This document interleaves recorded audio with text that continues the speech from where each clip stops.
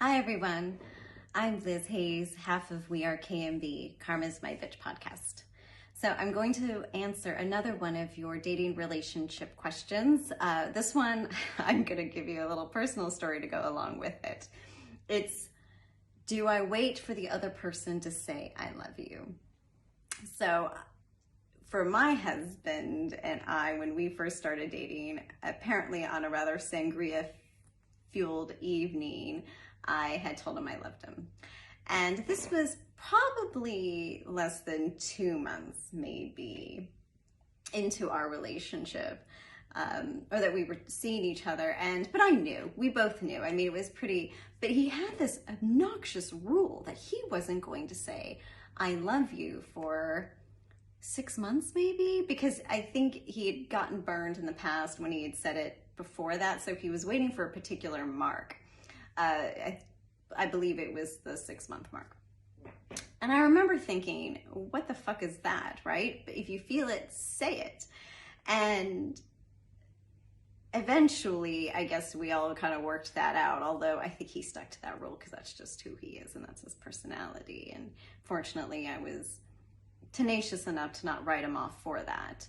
But I have to say that when it comes to the who says it first, again, the underlying issue, just like with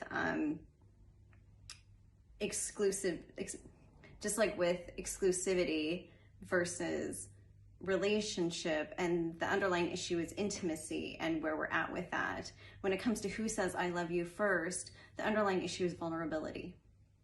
If I'm honest about how I feel, will this person just crush me? And can I trust that they won't just run away? And I'm of the view that you trust yourself enough to be clear about what your feelings are.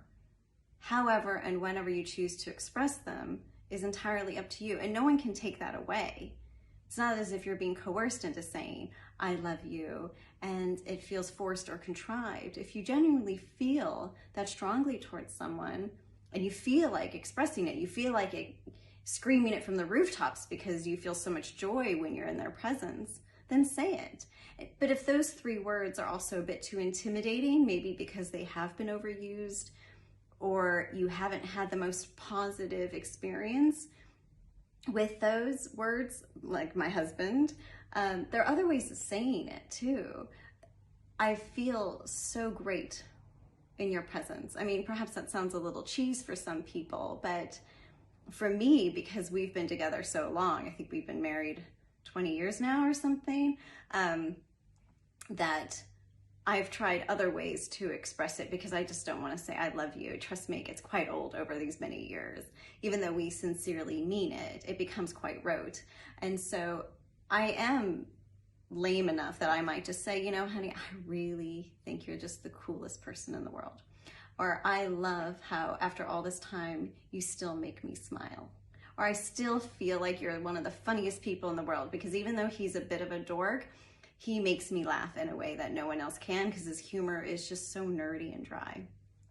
But to be able to say that to someone, to know that they get it, to start to form a very honest and open and vulnerable communication with one another, that is love. And so I think if we really start to expand out what we mean when we say I love you and find other words, so that way those 3 words just don't carry so much weight, then perhaps you can ease into it that way as well, where it's not about saying I love you, but it's about how we say how that person makes me feel, yeah, or makes us feel.